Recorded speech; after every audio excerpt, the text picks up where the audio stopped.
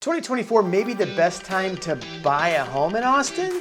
Join me at the Night Group, your favorite Austin realtor. The first comment's gonna be, here we go, scummy realtor, just wanting to make a commission. We'll talk about commissions in a little bit because, if you want me to do a full video on the commissions lawsuit and the breakdown of that, I've waited to get more information before I've said anything. I can make a full video, but I will give you a little response in this video. That headline that came out about the 6% gone, well, just like this headline, it is also very misleading. This headline says, once America's hottest housing market, Austin is running in reverse. So we're gonna go over this. We're gonna talk about the market, talk about all the things that are really important to you. Right now, we are in March, and the Federal Reserve again says that they are not dropping rates immediately. Jerome Powell just came out, and there was a lot of good information that came out from the last notes. He says, today the FOMC decided to leave our policy interest rates unchanged and continue to reduce our securities holdings.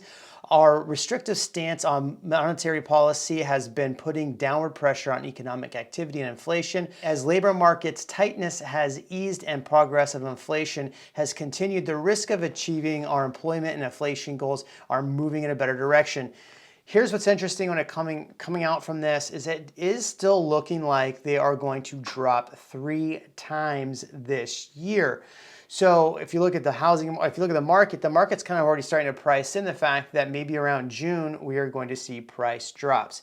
Now, a lot of you have been saying, well, everything is unaffordable. And look, it is. Interest rates have been really high.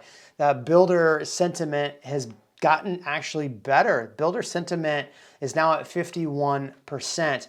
And why is builder sentiment looking better? Well, a lot of it has to do with interest rates. What's really, really interesting to me, especially in the Austin area, if you look at these numbers, everybody says that we're overbuilding.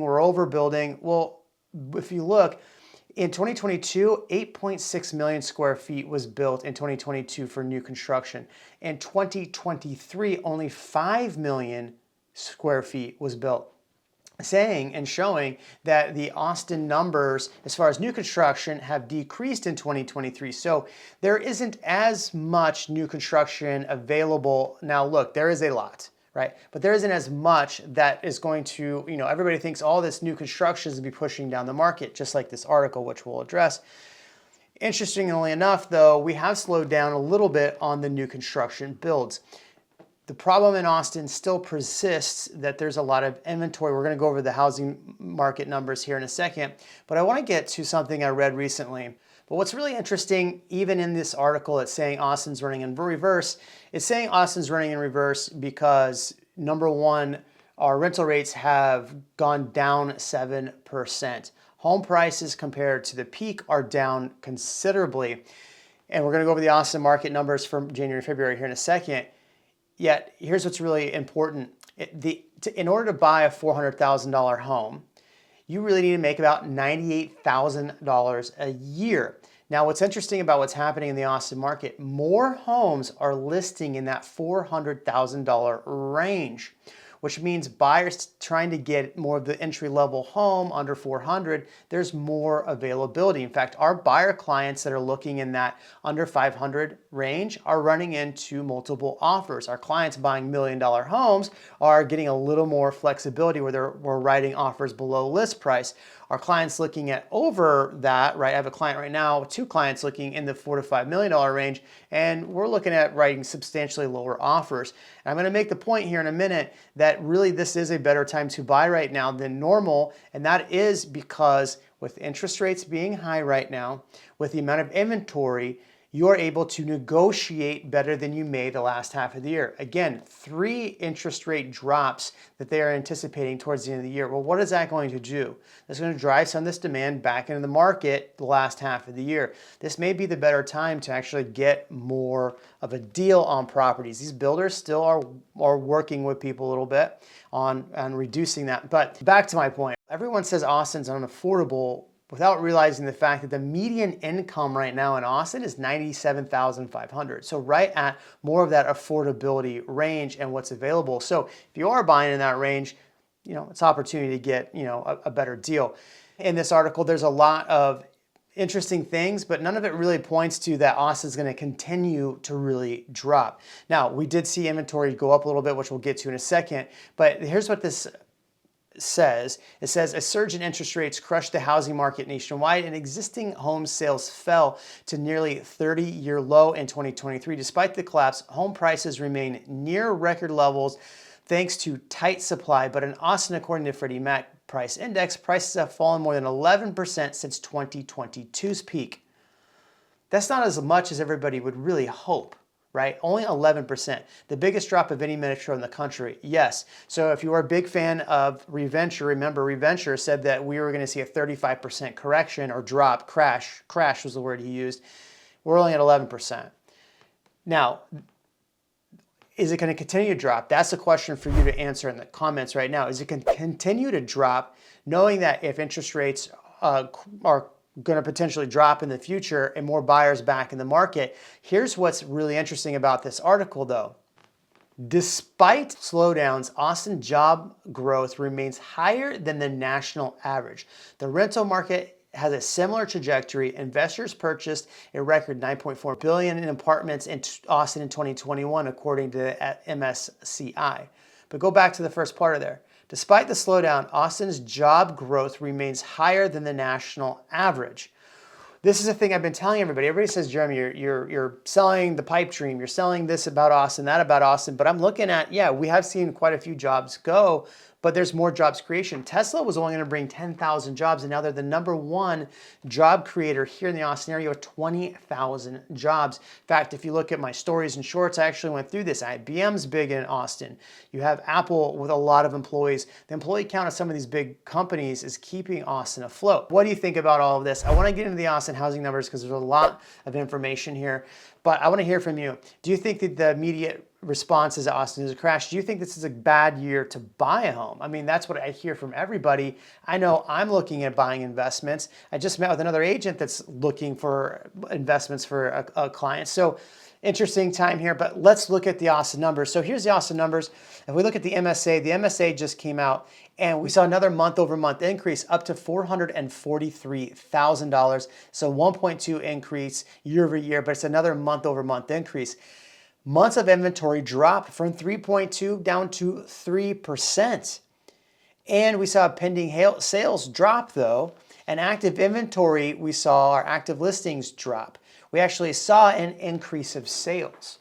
So look, a lot of this is residual from when back in December, interest rates dropped, right? We saw a pretty strong drop in interest rates and a lot of people jumped in the market. This is without the FOMC dropping interest rates. So every time we see rate drops, we see increase in prices. So is this the better time to buy? It might be. Let's look at the Austin numbers right here.